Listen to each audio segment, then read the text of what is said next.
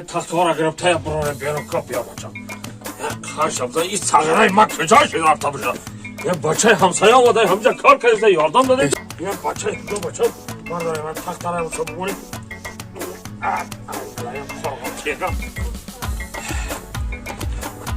سغرای ما کار بفرمونم اینجا بچه میگردم بطول بازی کنم کلاش درفته کلاش بارم یه آی خورم بیا بچه من نمیزنم میمونیم خواهیم تایده وقتی مانه اوشم بیاره بچه من شب زنم یه بچه همسایه همی آمده خیانه میشم بکنه میکن مخچهاشا کنده گرفتن در کرده هم یارم یه خیلی شب زنم خوشم بچه هاتن آمده بطنی دیوال بمونه بطنی دیوال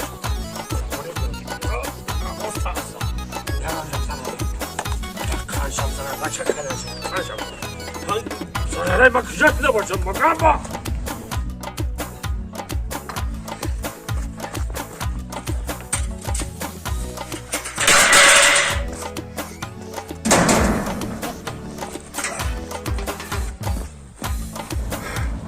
تمام کافتسی این اگر رفتی یه پروفیل وردو برای نکتری بنیاده یا که هیچه مرغاده میزنی فرق نداره بیا مگم بجم بیا کجا نمگردی تو آقای کجا نمگردی ای بخشیش بچه کتابتان خیلی آدم رو زنه چو کنی آخه این هم راست بگت نیستم من چای مرغا رو ساز کنم میگم از دارم میخچه زدن در کاره ملتک در کاره ملتک فهمیدی؟ تست دامیده کنه برات ملتک یه هم خیره گرفته بیا چه کنگا آی دلم خورم ساز کدام بگیر باخته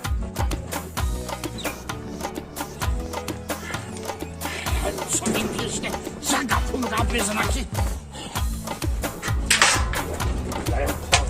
آورده سری رفتم مانده یکم بزنم پاته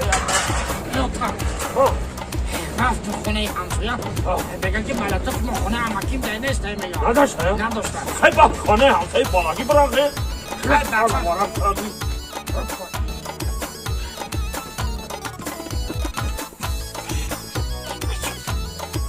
تیمه چوشی رفتم این همسویا هم بگن این دسته ملتک شکستگه میگم شکستگی؟